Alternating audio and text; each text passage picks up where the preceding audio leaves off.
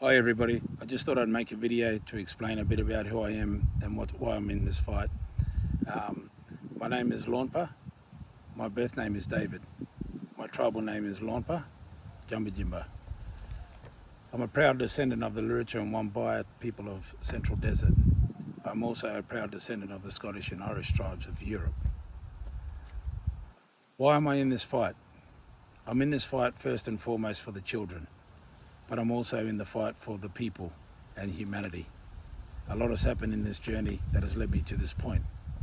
So what got me here? Basically by identifying and seeing the abuse in the system that is perpetrated against Indigenous children and non-Indigenous children that are both in the child protection system and the youth detention centres in Australia, has led me to understand that there is no intention to heal our people, that we are an industry and that the children have become nothing but a commodity. So what got me here? Basically, it was the abuse of children in the system that woke me up to realise that there was something wrong. I've reported abuse of children in the system by the police, by the Department of Family and Children's for many, many years. Only to be ostracised and denied funding to help the kids because I've spoken out and advocated for the children. When I set up Ballinu Foundation many years ago, my intention was to provide the kids with healing and support, but more importantly, it was also to advocate for the children and speak for the children who have no voice. And that's what I've been doing actively for many years. Due to speaking up and exposing child abuse within the child protection and from police who deal with our children, the government's now looked at me as a whistleblower, I guess, in effect, and cut all our funding. So the Northern Territory Government and the University of New South Wales both conducted separate evaluations of our program, and both evaluations prove that our program works, stops kids suiciding, turns them around, keeps them out of prison, stops them reoffending, and gets children on track. After both those evaluations were conducted, the Northern Territory Government cut 100% of our funding. And this has been done so off the back of no complaints, no issues, and an amazing success with very little over many years. So because of that, it forced me to go and look at who am I dealing with? Who is this government? Why are they allowing our children to die in this manner? And who are these people? And that sent me on a journey for the past 8-9 years, looking intensely. I've already been researching for the past 15 years, but I've really been looking deep into who this government is.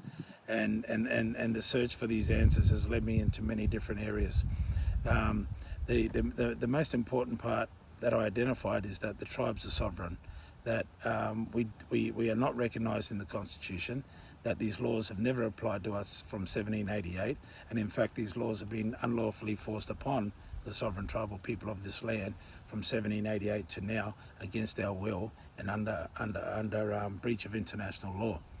The government is unlawful, it is not a government. I'll keep it simple for you. On the 24th of October 1970, the United Nations passed a resolution 262525, which stipulated that under friendly relations all lands of the planet must be decolonised. That's why the Crown left here in 1973. Under the 1900 Australian Constitution, it requires for laws to be changed or the Constitution to be amended that it can only happen by royal seal of assent or through referendum of the people. Neither of these processes took place, and the Australian government fraudulently registered as a corporation, and no laws have been lawful in this country since 1973. That's when I realised we were all being lied to. Not just the tribal people, but all Australians and all people were being lied to. Upon further investigation and meeting many people and witnesses and victims, over the past 8 years, I've collated a great deal of information which has been provided to federal ministers as it has been provided to police personnel in relation to child abuse across this country at the highest level and in our communities. Now, this is a global issue. The child abuse is not an Australian issue, it's a global issue. Now, in Australia alone, we have 29 suppression orders. of those 29 suppression orders, one of those suppression orders, and these suppression orders have been put in place for 89 years unlawfully, but one of those suppression orders has 28 prominent Australians identified in there as being involved in high-level child abuse rings. Now, two ex-Australian Prime Ministers are listed in one of these suppression orders. We are making attempts with legal people around the country to overturn those suppression orders, and there are politicians like Bill Heffernan who have made very, very public and clear attempts to overturn those suppression orders, but achieving no success. We need to overturn those and expose the sickness that's running this country. That's why I can't quit on this fight. That's why I can't walk away. I've burnt out so many times trying to sustain the energy to protect the children, and every time I've tried to walk away, I can't, because of the children. They are innocent, they have no voice, and nobody is speaking for them. We need to protect the children, not just in Australia, but across this country. There are 8 million children that go missing every year, and only 13% are recovered, and only 60% of the countries report missing children. So the reality is that 8 million is far greater, and given that only 13% are recovered, that means 6.3, with the recorded numbers, that means 6.3 million children vanish every year, and no questions are being asked, and it's being covered up by the mainstream media, all these corporate governments that are registered under Unidroit. Look it up, UNIDROIT. Unidroit is where all the corporate countries are registered, and Unidroit is a registered corporation within the Vatican. All roads lead back to Rome. So I'm in this for the children, I'm in this for the people, I'm in this for humanity, and I'm in this for Mother Earth. I stand with all who seek freedom, and I will never, ever, ever give up on the children and the future generations. That's our responsibility. I'm in this for the kids, and I ask you to stand with me. I ask you to stand with all of humanity to end the senseless suffering across the planet that's been perpetrated by corporations that are nothing but warmongers, okay? All the conflict on the planet and all these wars are bankers' wars. Everything's by design. We have been socially engineered. We have a chance to unite as humanity and stand up, and I'm calling on you all to stand with us, because at the end of the day, it's the people power.